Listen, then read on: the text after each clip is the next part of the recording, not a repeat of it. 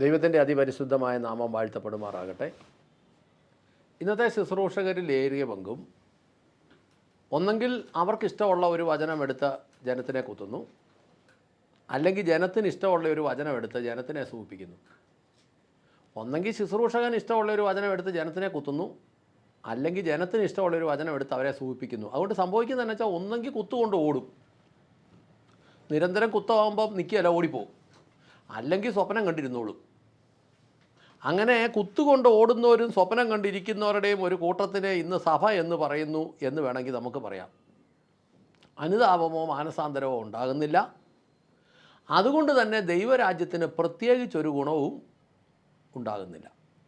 അനുതാപവും മാനസാന്തരവും ഒക്കെ ഉണ്ടാകുന്നവനെ ദൈവവചനത്തിലേക്ക് കൂടുതൽ ആഴങ്ങളിൽ ഇറങ്ങി ചെല്ലുകയും അവൻ അതിൻ്റെ ഫലം പുറപ്പെടുവിക്കുകയും ചെയ്യുന്നുള്ളൂ.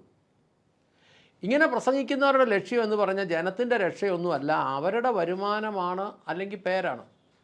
ഇപ്പോൾ സംഘടനാ സംവിധാനത്തിൽ ഇപ്പോൾ അവർ ചിന്തിക്കുന്നത് മോളിൽ നിയന്ത്രിക്കാൻ വലിയ വലിയ രാജാക്കന്മാരുണ്ട്, പ്രസിഡൻ്റുണ്ട്, സെക്രട്ടറി ഉണ്ട്, അല്ലെങ്കിൽ പിന്നെ മുകളിലോട്ട് പിന്നെ ഏതാണ്ടൊക്കെ പുതിയ പുതിയ പേരുകളിൽ ഇപ്പോൾ ആളുകളുണ്ട്. അതുകൊണ്ട് വല്ല പരാതിയും മുകളിലോട്ട് പോയാൽ 3 വർഷം ഇവിടെ ഇരിക്കാൻ പറ്റിയാൽ ഇവിടെ ഇപ്പോൾ ഈ നല്ല സഭ പിടിച്ചെടുത്തത് തന്നെ മാന്യമായ കൈക്കൂലി കൊടുത്താൽ. ഈ നമ്മൾ മനസ്സിലാക്കും, ചെക്ക് പോസ്റ്റുകളിൽ ജോലി ചെയ്യാൻ വലിയ സ്വാധീനം ചെലുത്തിയാണ് ചെക്ക് പോസ്റ്റുകളിലെ നിയമനം മേടിക്കുന്നതെന്ന് പറഞ്ഞ പോലെ സംഘടനാ സംവിധാനങ്ങളിൽ വരുമാനമുള്ള സഭകൾ മേടിച്ചെടുക്കണമെങ്കിൽ പലതും കൊടുക്കേണ്ടി വരും എന്ന് നമ്മളിപ്പം മനസ്സിലാക്കുന്നു. അപ്പോൾ അങ്ങനെ കൊടുത്ത് മേടിച്ചെടുക്കുന്ന സഭകളിൽ 3 വർഷം തലവേദന ഇല്ലാതെ ഇരിക്കണമെങ്കിൽ ഒന്നെങ്കിൽ ജനം സ്വപ്നം കണ്ടിരിക്കണം. അതുകൊണ്ട് ജനം സ്വപ്നം കണ്ടിരിക്കാനുള്ള സംവിധാനങ്ങളൊക്കെ വെച്ച വലിയ തലവേദനയൊക്കെ ഇല്ലാതെ അങ്ങ് പോകും. അതുകൊണ്ട് ദാവീദും ഗോലിയാത്തും ഒക്കെ ആയിട്ട് അങ്ങ് പോകുമ്പോൾ ഈ വിഷയങ്ങളില്ലാതെ 3 കൊല്ലം അങ്ങ് പൊക്കോളും. എനിക്ക് എൻ്റെ കാര്യം, നിങ്ങൾക്ക് നിങ്ങളുടെ കാര്യം എന്ന് പറയുമ്പോൾ അവിടെ ദൈവത്തിനോ ദൈവത്തിൻ്റെ രാജ്യത്തിനോ ഒന്നും പ്രത്യേകിച്ച് ഒരു ഗുണം ഉണ്ടാകാൻ പോകുന്നില്ല. എന്നാൽ ദൈവവചനം കേട്ട് ഹൃദയത്തിൽ അനുതാപമുണ്ടായി മാനസാന്തരപ്പെട്ട് സ്നാനപ്പെട്ട് ക്രിസ്തുവിലേക്ക് വരുന്നതാണ് യഥാർത്ഥ ദൈവപദ്ധതി. ഇനി ക്രിസ്തുവിലേക്ക് വന്നെന്ന് പറയുന്നാലും ഒരു കാര്യമുണ്ട്, അതാ ഒറ്റ പ്രാവശ്യത്തെ ഒരു മാനസാന്തരം പോരാ. അതിനെക്കുറിച്ച് നമുക്കൊന്ന് ചിന്തിക്കാം. അടുത്ത ഒരു ശുശ്രൂഷകൻ്റെ മകൻ വിശുദ്ധനാണോ പാപിയാണോ എന്ന് ചോദിച്ചാൽ, അവന് മാനസാന്തരത്തിൻ്റെ ആവശ്യമുണ്ടോ എന്ന് ചോദിച്ചാൽ, അതോ അവൻ ഡയറക്റ്റ് വിശുദ്ധനാണോ എന്ന് ചോദിച്ചാൽ അവനുമല്ല, അവനെ കൊണ്ടുവന്നവനുമല്ല, സഭാ ശുശ്രൂഷകനുമല്ല, ആരും നിരന്തരം വിശുദ്ധരൊന്നുമല്ല. കാരണം യേശു പറഞ്ഞത്, നമുക്കതിനകത്ത് 2-3 കാര്യങ്ങൾ ചിന്തിച്ച് പോകാം. യേശു പറഞ്ഞ് ലൂക്ക 5:32 യേശു പറഞ്ഞു, ഞാൻ പാപികളെ തേടിയാണ് വന്നേക്കുന്നത്, ഞാൻ നീതിമാന്മാരെ അല്ല പാപികളെ എത്ര മാനസാന്തരത്തിലേക്ക് വിളിക്കുവാൻ വന്നിരിക്കുന്നത് എന്ന് ഉത്തരം പറഞ്ഞു. യേശുവ പറഞ്ഞത് ഞാൻ പാപികളെ വിളിക്കാനാണ് വന്നതെന്ന്. പാപബോധമില്ലാത്ത ഒരുത്തിന് മാനസാന്തരത്തിൻ്റെ ആവശ്യമില്ല. കർത്താവ് മത്തായി 5:28 പറഞ്ഞത്, 5:28 പറഞ്ഞു,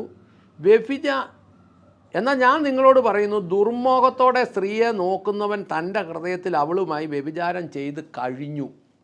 അതായത് കർത്താവിൻ്റെ നിയമപ്രകാരം ആസക്തിയോടെ, ദുർമോഹത്തോടെ, മോഹത്തോടെ സ്ത്രീയെ നോക്കിയാൽ അവളുമായി വ്യഭിചാരം ചെയ്തു കഴിഞ്ഞു.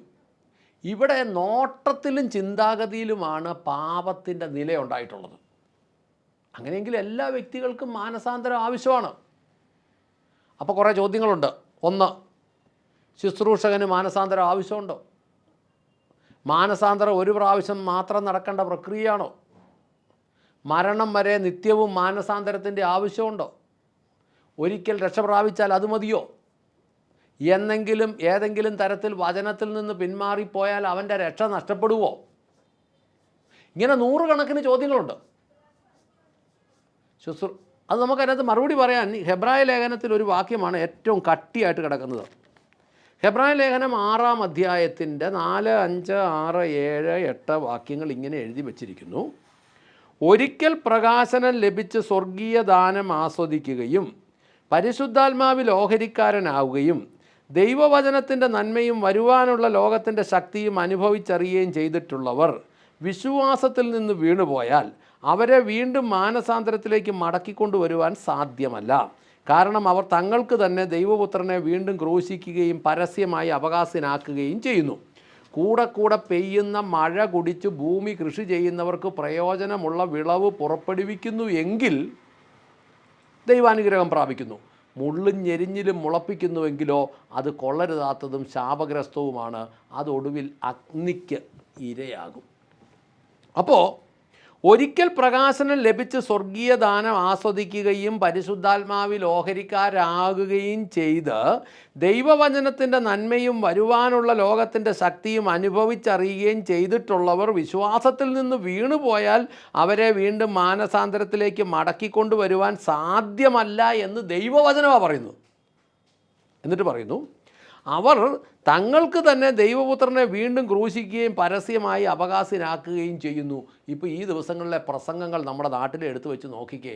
ഇവരെല്ലാം സത്യത്തിൽ ചെയ്തത് യഥാർത്ഥ ദൈവമക്കൾക്കെല്ലാം എന്ത് സങ്കടവും പ്രയാസവും ഇവരുടെ ഈ പ്രവർത്തികൾ മൂലമുണ്ടായി. യേശുവിൻ്റെ ശബ്ദം റെക്കോർഡ് ചെയ്തതുകൊണ്ടും യേശുവിനെക്കുറിച്ചും സഭകളെക്കുറിച്ചും ഒക്കെ വേണ്ടാത്ത വൃത്തികേട് പറഞ്ഞതുകൊണ്ടും ഒക്കെ നോക്കുമ്പോൾ ആ ഓരോ വ്യക്തികളും പറഞ്ഞത് വന്നപ്പോൾ അവസാനം യഥാർത്ഥ ദൈവമക്കൾക്ക് തോന്നിയ ഭാരം ആണ്, അതിൻ്റെ കാരണമാണ് അവർ ദൈവപുത്രനെ വീണ്ടും വീണ്ടും ക്രൂശിക്കുകയും അപകാശനാക്കുകയും ചെയ്യുന്നു എന്നുള്ളത്.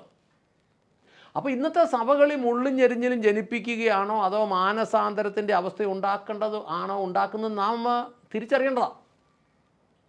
മുള്ളും ഞെരിഞ്ഞിലുമാണ്. ഇന്നത്തെ സഭകളിൽ ഇരിക്കുന്ന വിശ്വാസികളിൽ തന്നെ നല്ലൊരു ശതമാനവും മുള്ളും ഞെരിഞ്ഞിലുമാണ്. കാരണം എന്നാന്ന് ചോദിച്ചു കഴിഞ്ഞാൽ ഇവരെല്ലാം വ്യക്തികളെ ദൈവങ്ങളായിട്ട് ആരാധിക്കുന്നവരാണ്. മിക്ക സഭകളിലും, ഈ നൂജൻ സഭകളിൽ പലയിടത്തും പാസ്റ്റർമാരാണ് ദൈവം.